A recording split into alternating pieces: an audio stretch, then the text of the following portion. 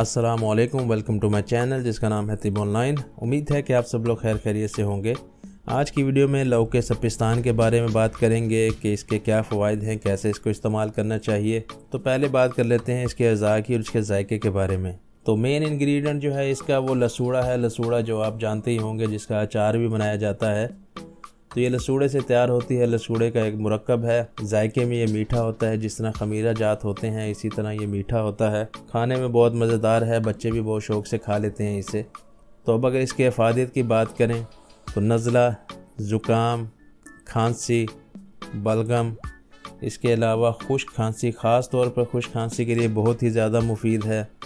इसके अलावा गले की ख़राश, गले के वरम, फेफड़ों की नालियों में अगर खुश्की हो गई हो उसके लिए भी इस्तेमाल होता है, और फेफड़े से बलगम निकालने के लिए भी इस्तेमाल किया जाता है। तो ये चंद एक फ़वाइद थे। खुश्क खांसी के लिए तो बहुत ही ज़्यादा मुफीद है। अगर खुश्क खांसी है आपको और अगर आपको खांसी का दौरा पड़ता है तो उसके लिए आप एक चम्मच पे इसे डालें और इसे उंगली से चाटते रहें तो दौरा जो है खांसी का वो ख़त्म हो जाता है। इसके अलावा अगर सही तरीका इस्तेमाल की बात करें तो आपने करना ये है कि आपने 1 कप गर्म पानी लेना है। उबलता हुआ पानी लेके उसके अंदर 1 छोटा चाय का चम्मच लौकी सपिस्तान का हल कर लेना है और उससे चुस्कियाँ ले लेके जिस तरह चाय को पिया जाता है इस तरह पीना है।